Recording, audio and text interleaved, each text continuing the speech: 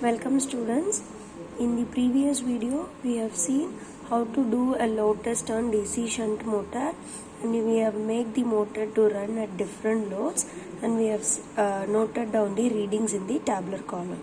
Okay, so now we are going to calculate the different parameters of the motor: torque, output power, input power and efficiency using the formula. Okay, so after taking the reading, so in our case we are taken reading up to 14 ampere, so we can take up to the maximum load condition of the motor. In our case it is 21 ampere, so we can take the reading up to 21 ampere. Okay, so after taking the reading, I have to make the motor to zero load at the initial position, then only I should switch off the motor. This you have to keep in your mind. Okay, so for calculating the torque and power, we need the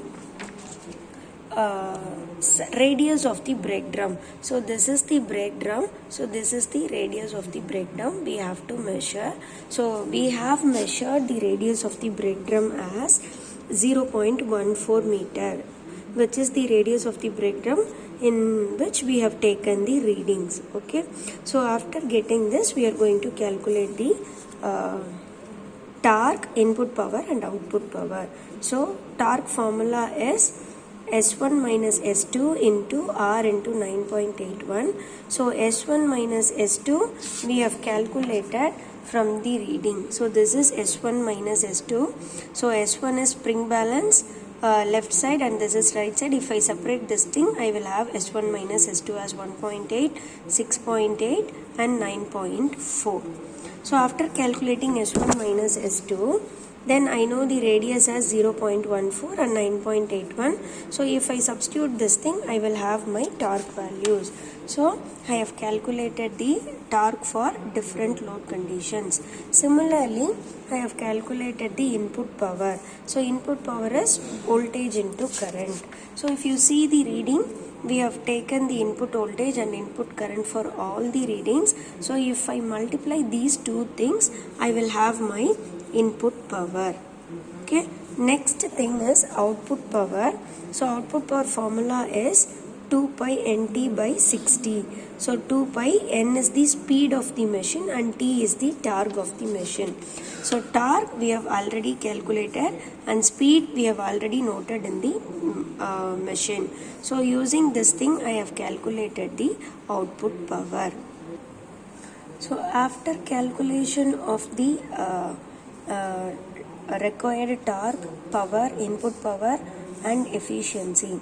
So efficiency we have to calculate with the formula output power divided by input power. So if I see the efficiency is 53% for first reading, and it increases and it decreases. This is the usual characteristics of a DC motor. So with this reading we have to draw the characteristics. So characteristics is, we are going to draw two characteristics. One is your mechanical characteristics, another one is your output characteristics. So mechanical characteristics is drawn versus torque versus our speed. Okay, so normal mathematical graph, you have to have your x-axis scale and y-axis scale you have to draw. We know that from the calculation, so when torque keeps on increasing, my speed decreases. This is indicated by this graph. When torque keeps on increasing, my speed decreases. Okay, so in our case, the torque value is from 2 to 13. Okay, so I have taken the x-axis scale as 3, 6, 9, 12 and 15, and I can able to mark, and y-axis scale as 300, 600, 900, 1200 and 1500, because the speed is 1500 and it starts decreasing. So if I plot this two things, I will have this mechanical characteristics. The output characteristics is nothing but it is based on output power versus different parameters: speed, torque and efficiency. So in our case, the output power is, if you see, it starts with 400 increasing and the end thing is your 1000 872. So I have taken the reading as 500, scale as 500, 1000, 1500 and 2000.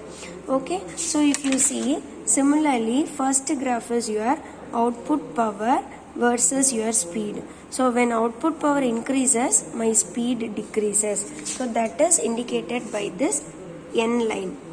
So when output power increases, my speed decreases. Next, torque. If you see, when the output power increases, my torque also increases. So since I have to put a torque here, so here in our case, the torque is 12, so that I can take here as 3, 6, 9, 12, 15. Like that I can take the axis and I can mark the readings of my torque. Similarly, efficiency, the unit for efficiency we can say 10, 20, 30, 40, 50, so up to 100 I can take 100%. So the scale you can decide on your own, or else you can follow the same what I taken as example. So if you see the efficiency, so initially I have a increase in efficiency 5372 and then it decreases. So exactly it follows the model characteristics. Initially there is an increase in efficiency, after that it goes on decreasing. So this is the characteristics of an DC shunt motor, mechanical as well as your output characteristics. Okay, so after calculating all these things, you have to write the result and you have to do the model calculation like this. So take 3 readings: torque, output power and efficiency. You have to write the formula, substitute the readings and you have to calculate the values, and you have to substitute the calculated values in this tabular column. Okay, so finally we have to write your apparatus record. Actually this thing you have to write before the starting of your experiment. So we have used, since it is a 230 volt supply, we have used a meter 0 to 300 volt DC. So DC is MC type meter, we have used 1 voltmeter. Similarly ammeter 0 to 30 ampere. Why 30 is our fuse rating is 30, our rated current is 21 ampere. Then it is also of DC type. So DC measurement needs MC type meter, 1 quantity. Similarly the rheostat used is of 220 volt, 340 50 ohm, 1.1 ampere, 1 quantity. This also you have to write before starting of the experiment. Okay, so at last you have to write the result. Thus the load test on DC shunt motor is done and the characteristics were drawn.